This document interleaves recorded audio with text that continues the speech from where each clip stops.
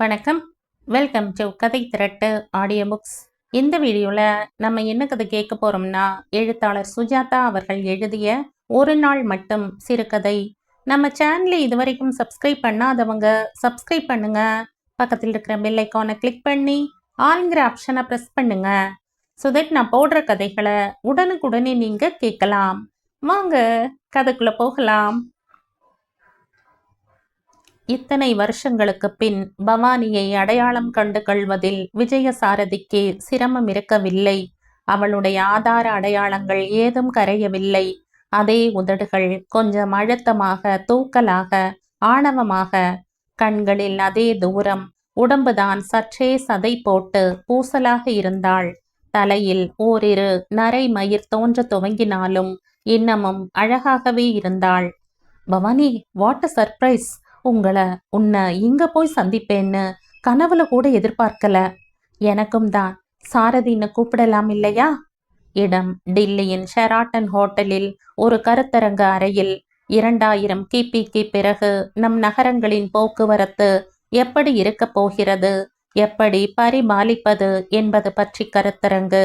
கலந்து கொண்டவர்களில் பாதி பேர் கிபி 2000 உயிருடன் இருப்பார்களா என்பதே சந்தேகம். பவானி, உனக்கும் இந்த செமினார்க்கும் என்ன சம்பந்தம்? என் கணவர் தான் டாக்டர் ராஜேஸ்வர். டாக்டர் ராஜேஸ்வர், தி யூஎன் எக்ஸ்பர்ட்? ஆம், ராஜுவுடன் தொத்தி கொண்டு வந்து விட்டேன். பம்பாயில் போர் அடித்தது. ரொம்ப சந்தோஷம். உன்னை பார்த்தது இந்த டில்லி நகரத்தையே பளிச்சென்று ஆக்கிவிட்டது. இந்த ஹோட்டலில் தான் தங்கி இருக்கீங்களா? ஆமாம், வாருங்கள், என் கணவரை அறிமுகப்படுத்தி வைக்கிறேன். அதெல்லாம் அப்புறம். முதலில் சிதம்பரத்தில் நாம் பிறந்ததிலிருந்து முன்கதை சுருக்கம் வேண்டும். அதிகம் சுவாரஸ்யம் இல்லை. இருவரும் லாபியின் மெத்தென்ற இருக்கைகளில் உட்கார்ந்தார்கள். வெள்ளைக்காரர்கள் கேமரா மாலையுடன், கண்களில் தாஜ்மஹால் ஆர்வத்துடன் அரை டிராயரில் உலவிக் கொண்டிருக்க, அவர்களின் பெண்டாட்டிகள் டில்லி வெயில் தந்த பொன் வறுவல் சருமத்துடன் பின் தொடர்ந்து கொண்டிருந்தார்கள். சாரதி அவளை கண் இமைக்காமல் பார்த்தார். நீ அதிக மாறல பவானி. சொல்லு, வாழ்க்கையில என்னவெல்லாம் புதுசு? புதுசு ஏதும் இல்ல சாரதி. கடைசியா உன்னை எப்ப பார்த்த? உங்க அப்பா என்னை கழுத்து பிடிச்சு தள்ளாத குறையா வெளியே அனுப்பிச்சாரே.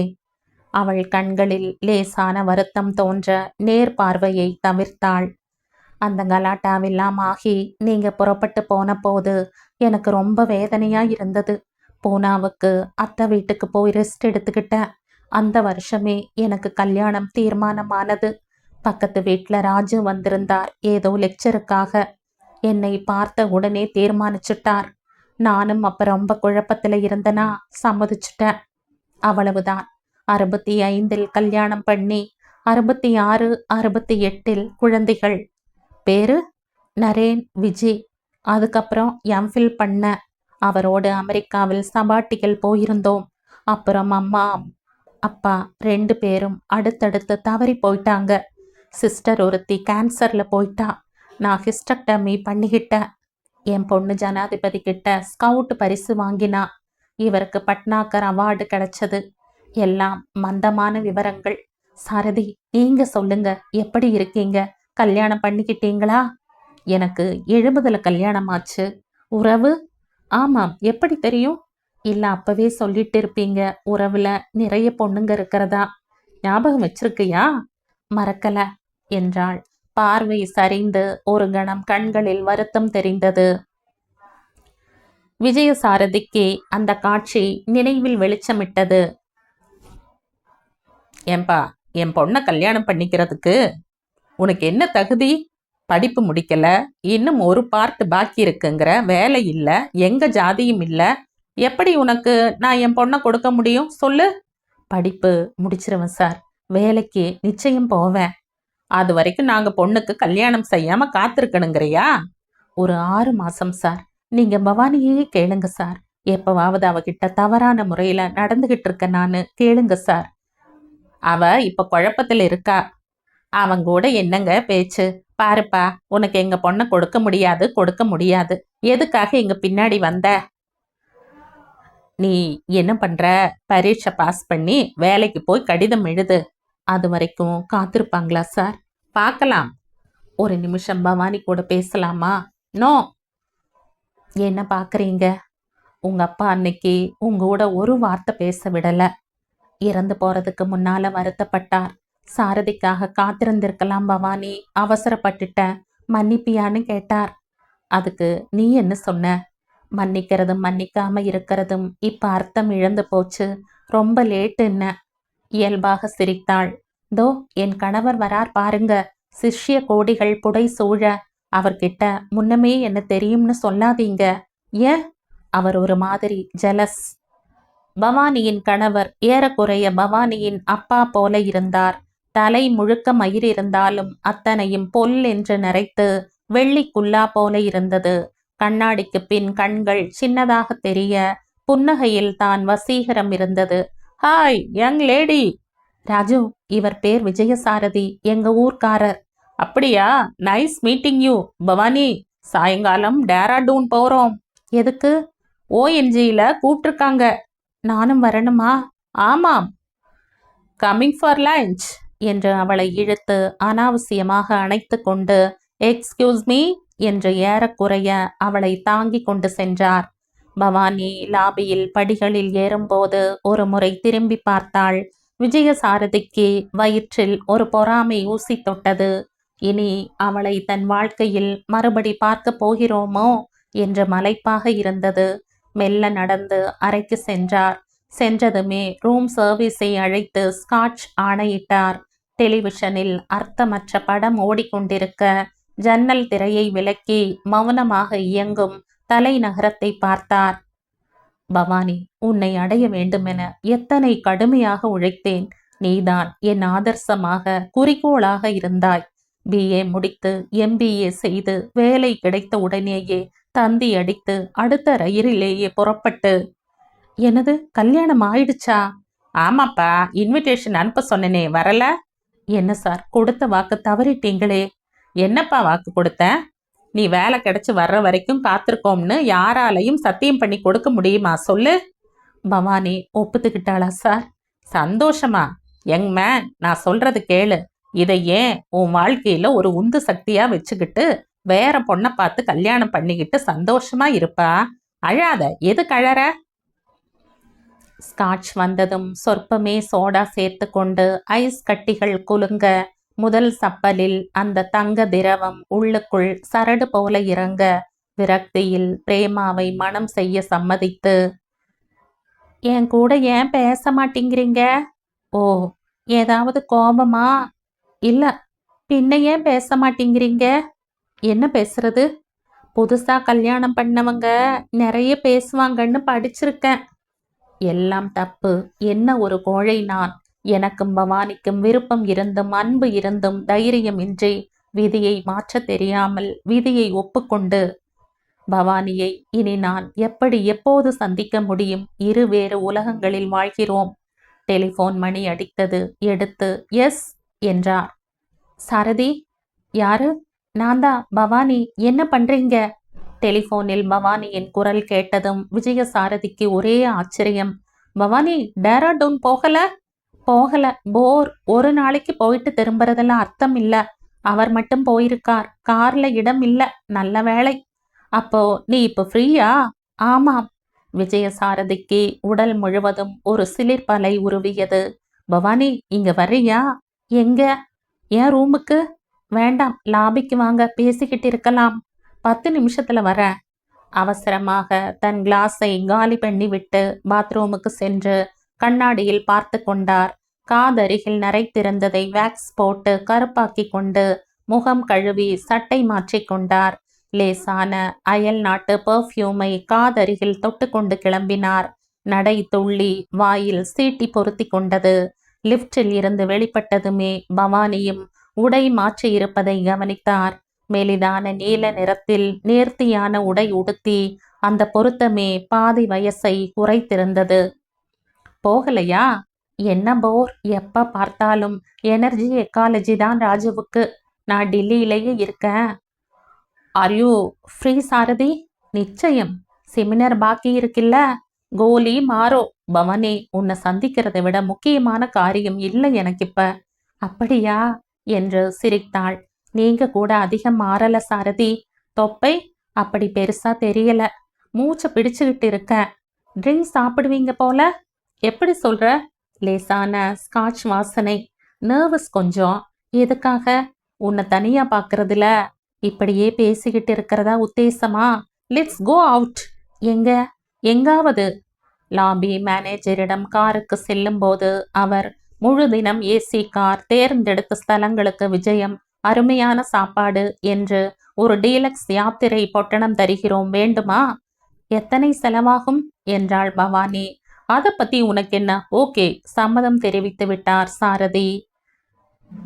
காண்டஸா காரில் ஏறிக்கொண்ட போது அதன் கதவுகள் கருப்பு கண்ணாடி அணிந்திருந்ததே சாரதிக்கு கிளர்ச்சியாக இருந்தது. நீங்க நிறைய சம்பாதிப்பீங்க போல சாரதி. ஆமா, பரவாயில்லாம சம்பாதிக்கிறேன். மன்னிக்கவும், உங்களை பத்தி விவரமே கேட்கல. எத்தனை குழந்தைகள் உங்களுக்கு? 2 பெண்கள். என்ன பண்றாங்க 2 பேரும்?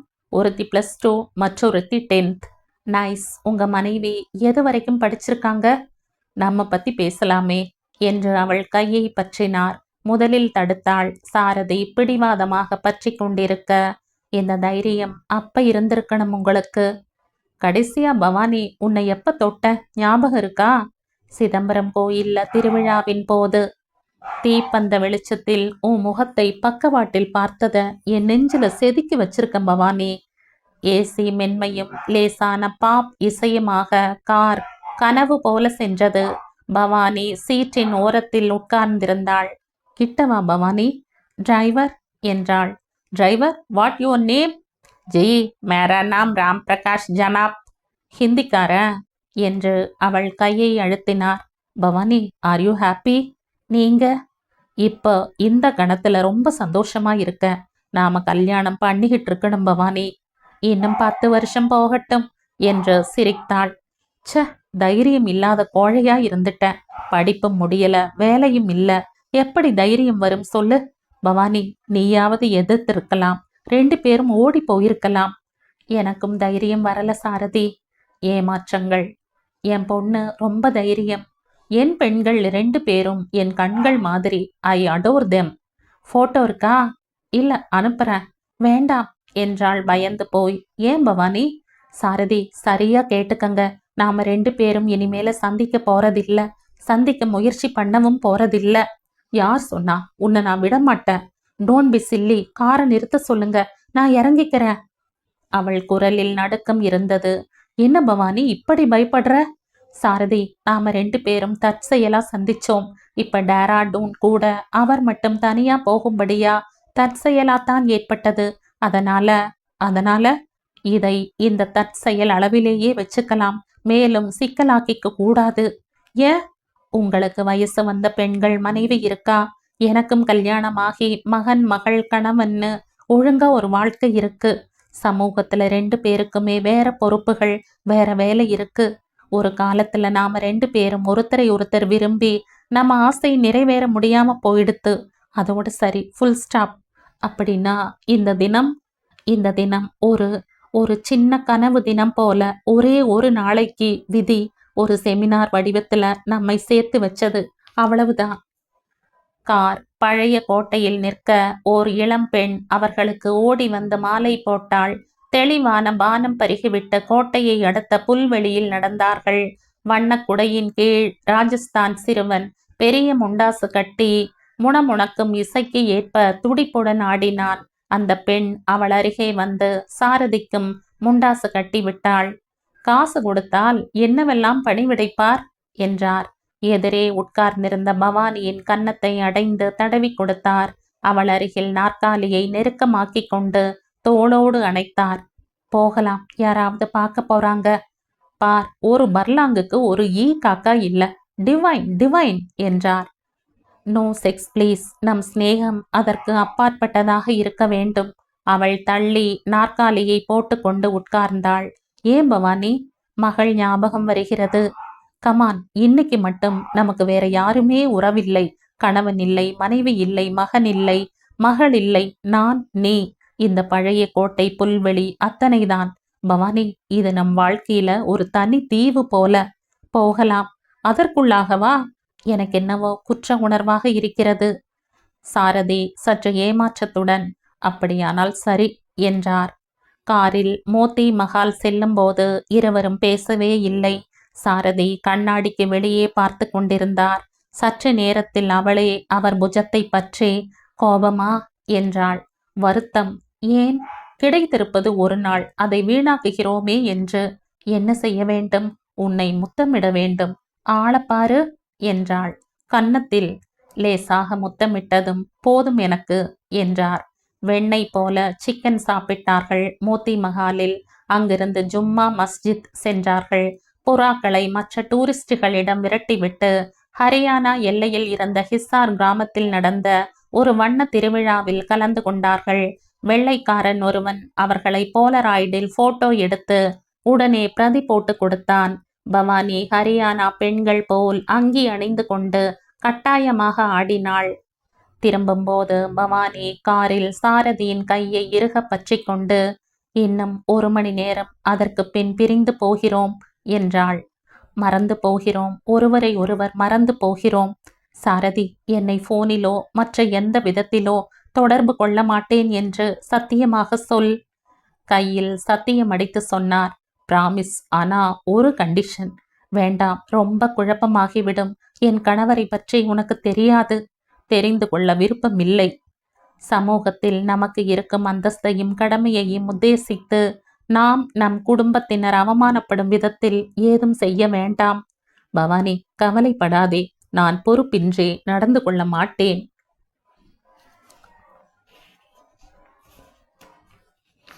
இந்த தினம் ஒரு கனவு போல, ஒரு புகை போல, மேகம் போல. கார் ஹோட்டலை அணுகி கொண்டிருக்க சாரதியின் உள்ளத்தில் வேதனை சுமை அதிகமாயிற்று. பிரிய வேண்டிய கணம் வந்துவிட்டது. அவள் கையை பற்றி அவள் எதிர்ப்புகளை மௌனமாக சமாளித்து அவள் உடலை தன்னோடு ஒட்ட வைத்து, ப்ளீஸ் வேண்டாம், ரொம்ப பயமா இருக்கு. மை காட், என்ன பைத்தியக்கரத்தனமான காரியம் செஞ்சிட்டு இருக்கோம். 2 பேரும் முழுசா கல்யாணமானவங்க. ஒரு நாள் மட்டும் நமக்கு கல்யாணம் ஆகல. போதும், முடிஞ்சிருச்சு. கார் ஹோட்டலின் விதானத்தில் நிற்க, ஒரே ஒரு நிமிஷம் ரூமுக்கு வந்துட்டு போ பவானி. பிராமிஸ், ஒன்னு முறை கேடா ஏதும் செய்ய மாட்டேன். வேண்டாம் சாரதி, இதை இந்த கணத்திலேயே வெட்டிறதுதான் இயற்கை. 10 நிமிஷம். இல்லை, ராஜு டேராடூன் போய் சேர்ந்த உடனே ஃபோன் பண்றேன் இருக்கார். ரூம்ல இல்லைன்னா ரொம்ப குழப்பமாயிடும். பவானி, இப்ப சொல்லு, 2 பேரும் ஓடி போயிடலாம். சாரதி, மன்னிச்சிருங்க. அப்பவும் நான் கோழைதான், இப்பவும் கோழைதான். என்னால எதையுமே விட்டுட்டு வர முடியாது. அப்பா, அம்மா, இப்ப கணவன், குழந்தைகள். கையை விடுவித்து கொண்டு லாபியில் கண்ணாடி கதவை ஒரு ஆஜானு பாகு திறந்துவிட பவானி மறைந்து போனாள். அறைக்கு திரும்ப வந்தபோது டெலக்ஸ் செய்திகளை பார்த்தார். EBC அவார்டுக்காக வாழ்த்து செய்திகள் வந்திருந்ததை அலட்சியமாக புரட்டினார். அந்த போலராய்டு போட்டோவை பார்த்தார். இருவரும் ஒருவரை ஒருவர் அணைத்து கொண்டு சிரித்து கொண்டு அச்சாக பதிந்திருந்தது. கணவன் மனைவி போல ஒரே ஒரு நாளைக்கு மட்டும். டெலிஃபோன் ஒலித்தது. நான் தான் பிரேமா பேசுறேன், எங்க போயிருந்தீங்க? குரலில் அதட்டல் இருந்தது. தெரியாதா, செமினார்ல இருந்த. அப்படியா? பேஜிங் பண்ணி பார்த்தா இல்லை நாங்களே. சரி, இப்ப என்ன விஷயம்? குழந்தைகளுக்கு ட்ரெஸ் மெட்டீரியல் சொன்னாங்களே, கரோல் பார்க்ல JP ஸ்டோர்ஸ்ல கிடைக்கும், மறக்காம வாங்கிட்டு வாங்க. அப்புறம் எனக்கு அதுக்கெல்லாம் டைம் இருந்தாதான். ஊர் சுத்துறீங்க, அதுக்கு டைம் இருக்கா? பாரு, STD கால்ல கூட சண்டை போடணுமா? காலையில ஃப்ளைட் ஏறி வர, அப்ப தொடரலாம். சரி, வச்சிரவா? அந்த போட்டோவை பார்த்தார். பவானிக்கு ஃபோன் பண்ணி பார்த்தால் என்ன? வேண்டாம் வேண்டாம், அவள் சொன்னது போல் சிக்கல் வேண்டாம். போதும், என் அதிர்ஷ்டத்தை இதுவரை இழுத்தது போதும். இப்போது ஒழுங்கான தகப்பன் போல மாலினிக்கும் மதுவுக்கும் ஏதாவது வாங்கி கொண்டு மனைவிக்கு புடவை, குடம் என்று லிஸ்ட் படி தப்பாது வாங்கி செல்ல வேண்டும். அப்புறம் இந்த தினம் இன்னமும் முற்று பெறவில்லை. டெலிஃபோனை எடுத்து கனெக்ட் மீ ரிசப்ஷனில் டாக்டர் ராஜேஸ்வர் தங்கி இருக்கும் அறை எண் கேட்டு அதை டயல் செய்தார். பவானி? யாரு? நான் தான் சாரதி பேசுறேன். சாரதி, நான் உங்களுக்கு டெலிஃபோன் பண்ணத்தான் நினைச்சிருந்தேன். என் கணவர் டேராடூன்ல இருந்து ஃபோன் பண்ணியிருந்தார். ரூம்ல இருக்க நானு விசாரிக்க. என் மனைவி மெட்ராஸ்ல இருந்து ஃபோன் பண்ணியிருந்தா. ரூம்ல இருக்கேன் நானு விசாரிக்க. மௌனத்துக்கு பிறகு, கடமையெல்லாம் முடிஞ்சிருச்சுல்ல? முடிஞ்சிருச்சு. அவர் காலையில தான் வரார். நான் காலையில ஃப்ளைட் பிடிச்சு போயிடுறேன். இன்னமும் இந்த தினம் பாக்கி இருக்கு. நான் உன் ரூமுக்கு வரட்டுமா? இல்ல, நான் வரேன். நம்பர் சொல்லுங்க. ஒரு வாரத்தில் இந்த சம்பவம் அவர் மனதோரத்தில் ஒரு சிறிய இனிப்பாக, ஒரு தப்பித்த குற்றமாக இருந்தது. டெல்லியில் இருந்து திரும்பியதும் பெண்கள் இருவரும் அவர் கொண்டு வந்திருந்த உடைகளை பார்த்து கார்ஜியஸ் என்று மகிழ்ந்து, பப்பா என்று மகிழ்ந்து, பப்பா யூ கிரேட் என்று கழுத்தை கட்டி கொண்டார்கள். மூத்த பெண் கொஞ்சம் கெட்டிக்காரி. அப்பா, நீங்க லேசா மாறிட்டீங்க. டெல்லியில என்னவோ ஆயிருக்கு. என்னம்மா சொல்ற? உங்க கண்ல ஒரு பிரகாசம். அப்பா, கம்பெனிக்கு இபிசி அவார்டு கிடைச்சிருக்கிறதா அறிவிப்பு வந்திருக்குல்ல, அந்த சந்தோஷம் தானப்பா? ஆமாம்மா, வீக்லியில இன்டர்வியூ கூட எடுத்திருக்காங்க. மூத்த பெண்ணை முறைத்து பார்த்துவிட்டு சென்றார். அந்த போட்டோவை ஆபீஸில் பத்திரப்படுத்தி வைத்திருந்தார். அவ்வப்போது மேஜை டிராயரை இழுத்து ஒரு முறை பார்த்து லேசாக புன்முறுவலித்துக் கொள்வார். ஒவ்வொரு முறையும் தப்பித்தோம் என்று குற்ற ஜரிகை படர்ந்த சந்தோஷம் மனதில் ததும்பும். 3 முறை பம்பாய்க்கு டெலிபோன் பண்ண துவங்கி பாதியில் புறக்கணித்தார். வேண்டாம், அவள் சொன்னது போல 2 பேர் வாழ்க்கையும் பாதிக்கப்பட்டு விடும். லேபர் யூனியனுடன் ஒரு சிக்கலான பேச்சுவார்த்தையின் போது அவருக்கு தலை வலித்தது.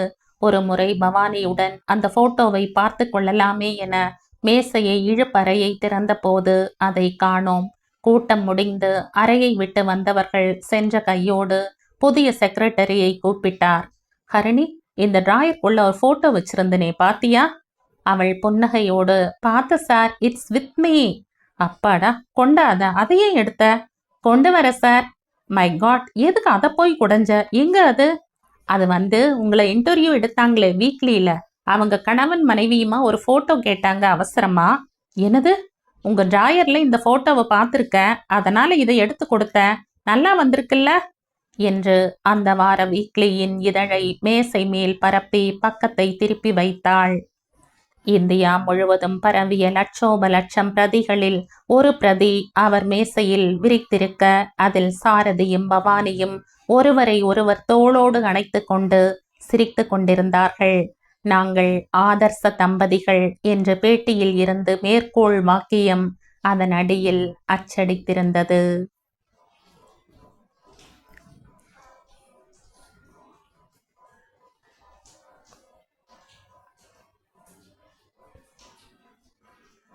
இதோடு இந்த கதை முடியுது. இந்த கதை உங்களுக்கு பிடிச்சிருந்தா லைக் பண்ணுங்க, ஷேர் பண்ணுங்க, சப்ஸ்கிரைப் பண்ணுங்க. மற்றும் ஒரு இன்ட்ரெஸ்டிங்கான கதையோட அடுத்த வீடியோல சந்திப்போம். பாய். தேங்க்யூ.